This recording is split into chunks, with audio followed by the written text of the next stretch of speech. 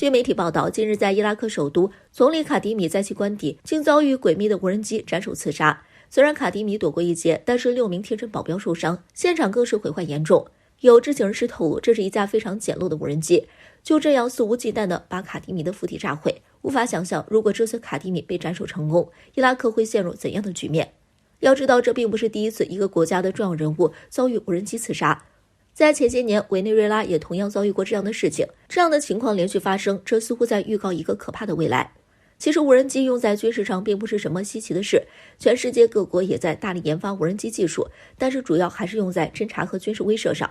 但是这次的行为似乎打破这种底线，无人机轰炸将被用在对重要人物进行刺杀上。一旦这个恐怖的阀门被打开，人类以后将会陷入到无尽的恐慌当中。为什么会这么说呢？虽然这次没有成功，但是你能防得住1次，能防得住10次、100次、1000次吗？就算都能防住，你一辈子也只是生活在无尽的恐慌当中，而且对方根本不用投入太大的成本，就可以让一个国家陷入无穷的混乱。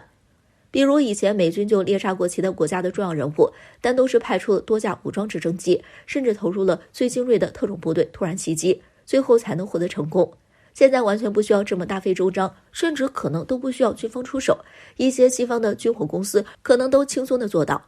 这将预示着一种人类从来没有想过的新型刺杀，相信未来2个敌对国家之间都有可能采取这样低成本的斩首刺杀。有军事专家就表示，这样的情况发展下去，以后的战争方式将会被完全改变，可以说这是战争领域的一次新的变革，或许以后的人类将惶惶不可终日。无人机技术现在被用在很多的民用领域，很多人都不敢相信，或许摧毁人类未来的就是这样无法想象的科技。但是这样恶劣的行为又会是谁做出来的呢？事发后，美国国务院第一时间站出来严厉地指责这样的行为，并强调这种举动与美国毫无关系，肯定是一些激进组织的行为。有军事分析人士就表示，其他国家都未发生，美国却第一个站出来，有些此地无银300两的感觉。连伊拉克都没有调查清楚何人所为，美国就把这事儿赖在了激进组织的头上。难道美国是知道什么内幕吗？其实美军曾经是用过无人机空袭这种手段的，当时造成了30多名平民的死亡和40多人严重受伤。从这里就可以看出，美军为了利益是没有底线的。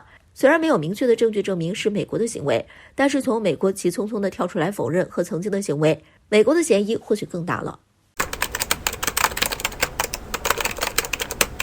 11月8号，在不少人尚在睡梦中的时候，环球网突然爆出一则消息，德国有人要对中国海军下狠手，德国多家媒体集体剑指中国海军。据悉，这件事情的发生早前是一点征兆都没有的，只是突然有一天，多家德国媒体开始对德国著名发动机企业 MTU 公司口诛笔伐，原因则是该公司长期向中国海军的主力舰艇提供柴油发动机。德媒直接在报道中表示，在明明知道会被对方用作军事装备用途的时候， MTU 公司依然无所忌惮地继续销售。但必须要知道的是，根据德国相关法律，向任何国家出口军事装备都必须提交申请，而 MTU 公司并没有做到，依然在非法向中国供应发动机。值得一提的是，在比发完了德国知名发动机公司 MTU 以后，德媒笔尖一转，提到了中国的052D 型驱逐舰，表示 MTU 直到2020年都在向中国海军供应其研发的柴油发动机，其中不仅有一些常规潜艇，还有中国先进舰艇052D，成为其重要的心脏。好家伙，这是要攀扯中国的052D还在用德国发动机吗？德国这是想干嘛？断供吗？从媒体的报道消息来看，德国对于这件事牵扯得越来越大了。在 MTU 公司明确表示早就已经停止向中国供应潜艇的心脏，并且从未和中国方面签订供应合同以后，依然不依不饶，直接援引了斯德哥尔摩研究所专家的说法，表示虽然这款发动机属于军民两用型，可以直接走军民两用许可证，不需要其他申请证件，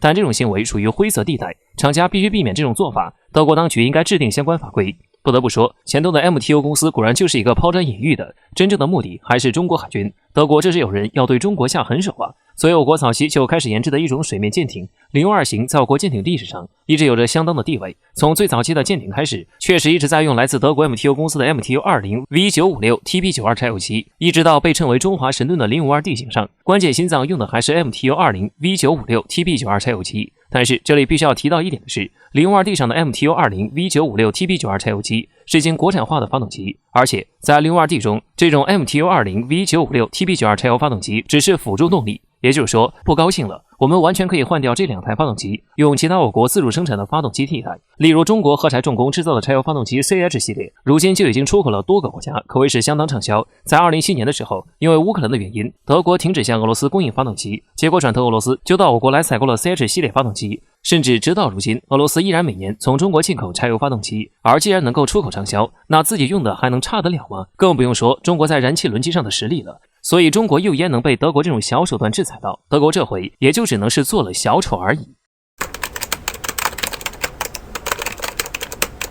就在11月9号，俄媒航空新闻注意到，白俄罗斯的边境驻守部队在8号的深夜遭到来自波兰军队的突然袭击。网上还有相关现场画面曝光，火光在瞬间点燃了夜色。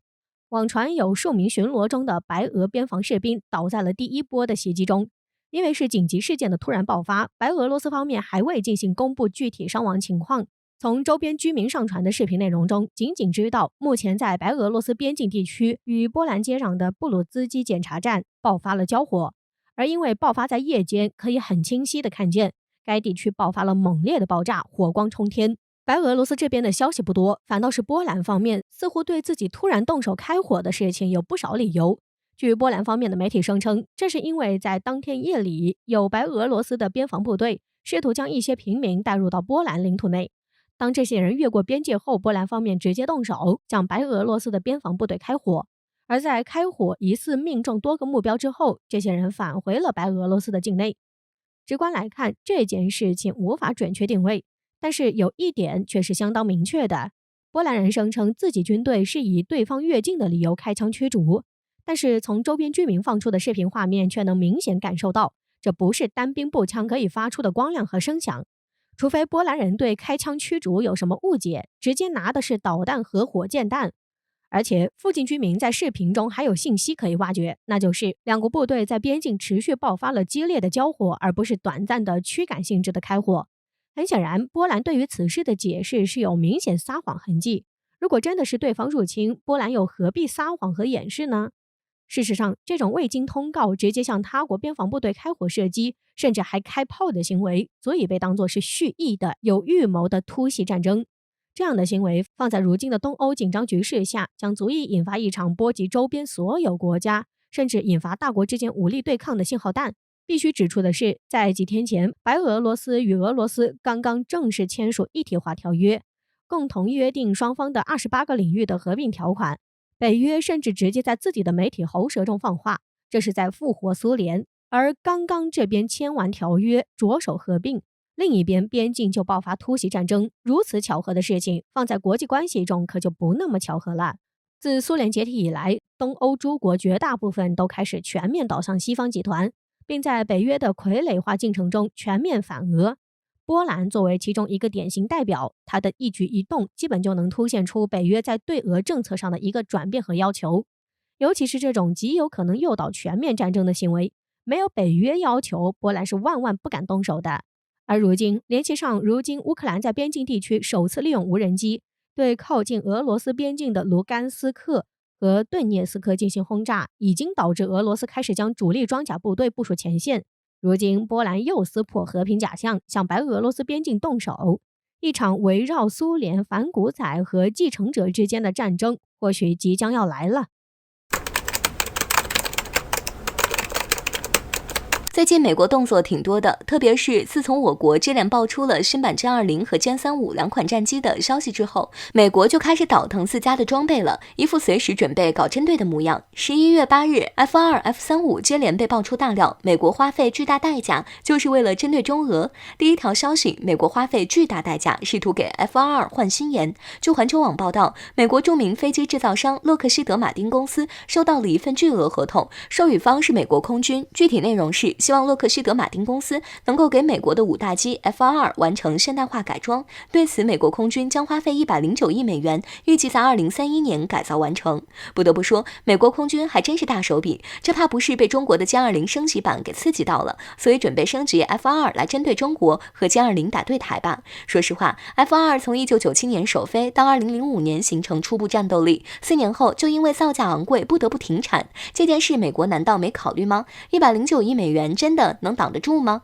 就算美国能够改造得好，并且能够在2031年完成改造任务，那时候现有的 F-22战机还能用得上吗？对此，美国媒体直截了当开了嘲讽，表示等完成现代化改装后 F-22的寿命也就到头了，毕竟这是一款已经停产近10年的天价战斗机。第二条消息，除了 F-22，美国似乎还打算改造 F-35。据环球网报道，近日美国空军的 F-35A 战斗机近日已经准备好承担一项新任务了，任务内容是携带核武器进行作战，也就是说，美国准备把自己的 F-35打造成另一种形式的核轰炸机，而且从美国媒体的报道来看，美国这还是冲着俄罗斯去的。不得不说，还真是心有多大胆，人有多大产。美国把一个经常发生故障的战斗机当作是轰炸机来使用，是真的不怕死。最近几年，特别是从特朗普下台、拜登上任的那段时间，一直到前不久，几乎是每隔几天就能在新闻上看见美媒报道的有关 F-35出事的消息，甚至当初还出现一个美国高级官员在离职当天不吐不快地痛批了 F-35一顿，一副嫌弃的要死的模样。就这样，美国还敢用，也是不怕死。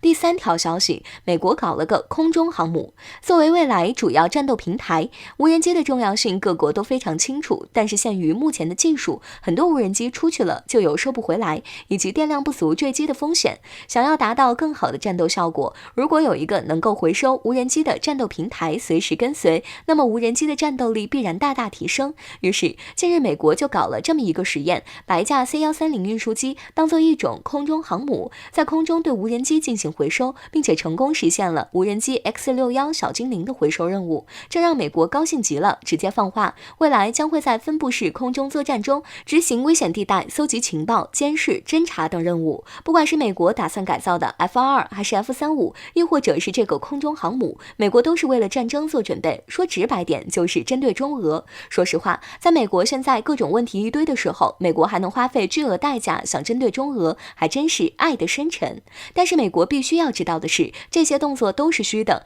中国有实力、有决心捍卫自己的主权利益，这一点从来不曾变过。当年没钱都能打得美国败退，如今就更不用说了。而且就美国这几个动作，说难听点，就连美国媒体自己人都当面唱衰，还真的能有出息吗？